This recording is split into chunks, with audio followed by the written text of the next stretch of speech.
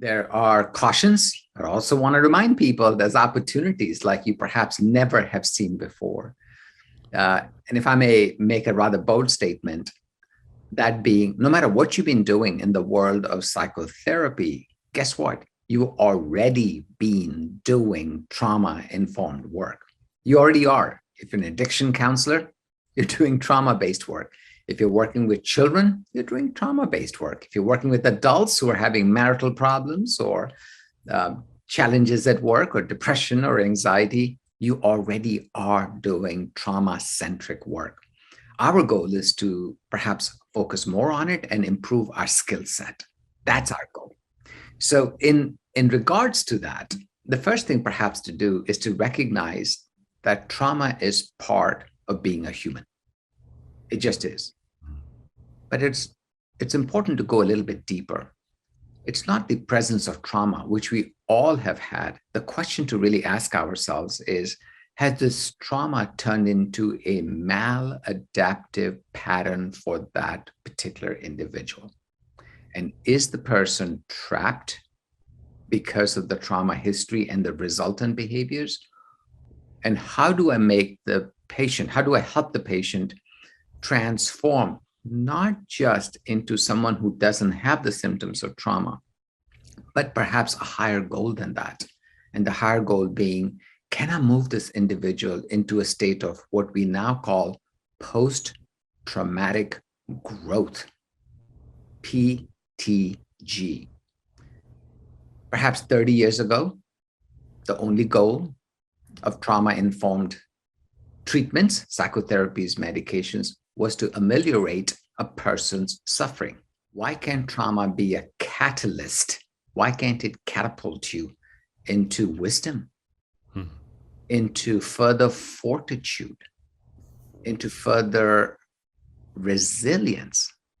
And that's why I think today's version of trauma-related therapy is bigger, broader, brawnier, more muscular. It involves the patient more into the system rather than as a passive recipient of the help I'm going to give.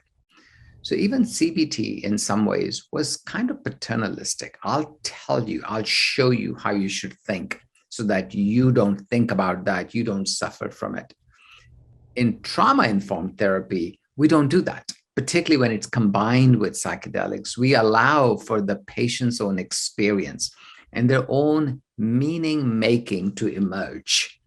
And we use that inner wisdom, the inner healer, as it emerges to guide how shall we deal with the past memories and past and current behaviors, but also how are we going to catapult ourselves into a state of post-traumatic growth. So how does one go about receiving that education? The first thing to do is to be aware trauma is in our professional lives. The second is what you're doing at Atma, I think is profoundly helpful for your students to learn from so many masters is ultimately going to be good for them so that students pick up their own style and their own way of looking at things. The third thing is stay humble, my friends. No one ever will be an expert in the world of trauma-informed therapy because each individual patient is already unique and an expert in their own life. The goal is to be highly receptive, be the most active in terms of listening that you've ever been in your life when you're with someone who is expressing their history either on or off medication. And then pick up specific tools.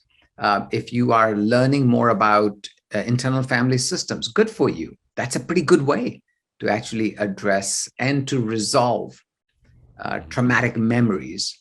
It would be very good for you to even learn ACT or whatever other modality you're learning. But as long as you are willing to accept that the ultimate goal is not trauma resolution, it's actually growth from that trauma, then I think you and your clients will be off to a wonderful journey.